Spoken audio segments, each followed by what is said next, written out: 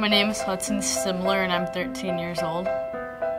I woke up one morning, I just couldn't hear out of my left ear. We started noticing that Hudson had hearing loss on one side, and it progressed in him to having severe vertigo, where he would have episodes of dizziness with nausea, sometimes headache, sometimes vomiting. But I had no idea what it was, so I was very scared. After about 3 or 4 months and seeing many doctors at many different places, Hudson was finally diagnosed with Meniere's disease. It's fluid that builds up in the inner ear, which causes the signals being sent to the balance nerve to be like bagged signals that tell the brain that everything's spinning when it's really not.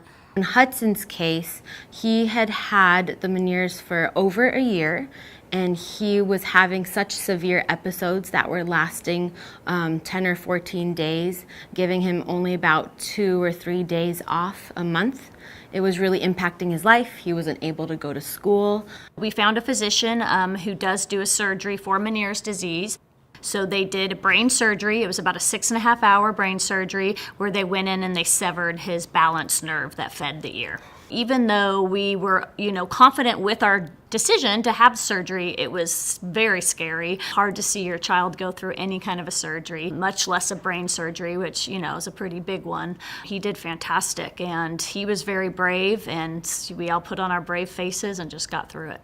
He really couldn't even sit up, much less stand up, get up to the bathroom, anything like that. So we knew on discharge we really needed to have some major physical therapy. And we were worried about where to go and who was going to be the right physical therapist. We did a lot of research and was so grateful once we heard about USC, because they actually have a dizzy and balance disorder group in their physical therapy department. So it was exactly what Hudson needed. The first few times I went to physical therapy, I couldn't really sit up. I had to be laying down in a wheelchair that reclined. His therapy is now treating the vestibular hypofunction that the surgery caused.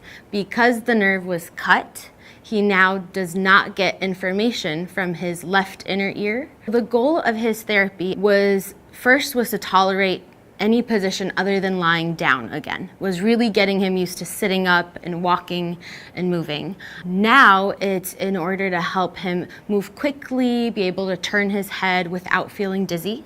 The physical therapy I'm doing is basically just trying to regain my balance and get my brain recalibrated. I like that my therapist is really funny and she tries to relate the things in a funny way, so I'll do them.